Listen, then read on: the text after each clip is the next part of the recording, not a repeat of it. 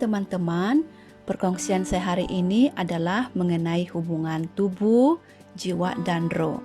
Sesungguhnya kita adalah makhluk yang sangat kompleks dan hanya Tuhan yang hidup yang dapat menciptakan kita sebagaimana adanya.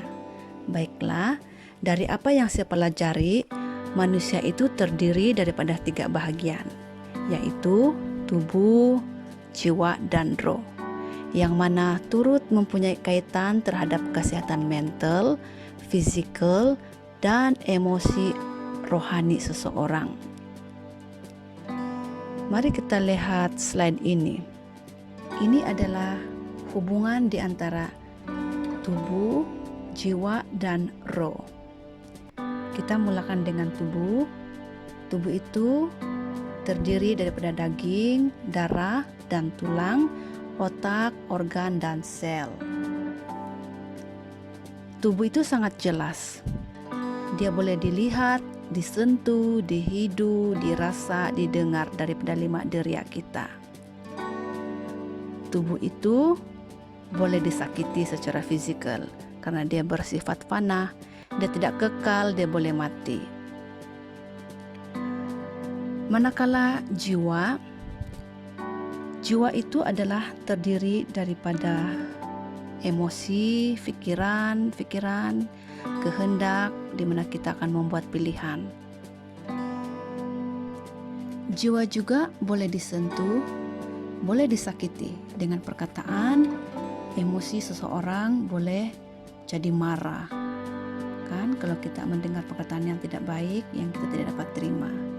Di jiwa ada pikiran sadar, di mana di sanalah kita akan berpikir dan membuat penaklukan. Ada juga pikiran separah sadar, di mana apa yang kita percayai, attitude kita, perasaan, emosi itu ada, dan juga memori kita ada di jiwa. Inilah yang akan membentuk personality seseorang. Jiwa dan roh mempunyai hubungan rapat. Hati menjadi jembatan ke roh. Yang ketiga adalah roh. Roh itu adalah benih dari Tuhan, dan hanya Tuhan yang dapat memenuhi ruangan ini. Karena di bahagian roh ini hanya boleh diisi oleh satu kuasa yang lebih besar dari segalanya. Roh itu tidak dapat dilihat, tidak dapat disentuh atau diakses dengan cara yang biasa. Tetapi dia boleh diakses melalui firman Tuhan ataupun Alkitab. Jika kita mahu mengetahui roh kita bagaimana, kita perlu firman Tuhan. Kita tidak boleh melihat roh dengan emosi, dengan persepsi yang sembarangan. Alkitab itu adalah seperti cermin, dan jiwa boleh melihat refleksi roh melaluinya. Seperti mana tubuh melihat cermin, kita tidak melihat langsung diri kita, tetapi kita melihat refleksi tubuh kita di cermin itu. Jadi apa yang kita nampak di cermin kita percaya. Contohnya rambut kita sudah disisir rapi, tidak ada kesan kotoran di muka dan sebagainya. Jadi kita percaya itu dan kita siap untuk kerja ataupun beraktiviti. Di bahagian roh, kuasa Tuhan tersalur. Kita perlu tubuh dan jiwa yang sehat untuk menjangkau roh. Roh yang sehat memerlukan kasih ataupun love. Stres itu tidak mungkin kita dapat elakkan, pasti ada, dan dia menyerang semua peringkat umur, yaitu dari baby sampai warga emas. Teman-teman, coba kita periksa diri, agaknya stres kita sudah di tahap mana. Nah, sekarang saya ingin memberi contoh hubungan 3 bahagian ini.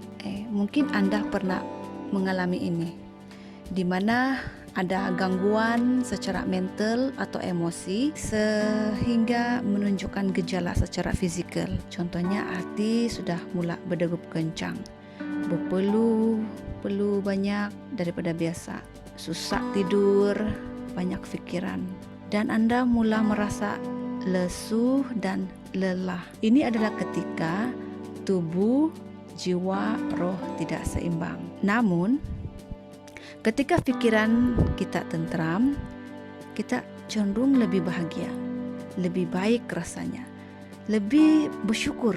Hanya apabila tubuh, jiwa, roh dalam keadaan seimbang, seseorang akan secara fisikal dan mental akan merasa santai dan bersedia untuk menempuh apa saja cobaan yang dihadapi. Teman-teman, perjuangan yang kita hadapi dalam hidup ini adalah bahagian kehidupan yang tidak dapat dielakkan dan harus diurus dengan baik. Mengukuhkan hubungan antara tubuh, jiwa, roh itu penting dan amat memerlukan usaha. Untuk perkongsian hari ini, saya dapat simpulkan manusia adalah roh yang mempunyai jiwa yang tinggal di dalam tubuh. Untuk menjadi sehat, 3 bagian ini harus dijaga dengan tanggung jawab. Harus selalu diperiksa tubuh, jiwa, dan roh itu biar seimbang dan ada pertumbuhan. Pada video yang akan datang, saya akan kongsikan makanan untuk tubuh, makanan untuk jiwa, dan juga makanan untuk roh. Harapan saya semoga kita sama-sama boleh berlatih untuk mendapatkan tubuh, jiwa, dan roh yang sehat. Sampai jumpa lagi.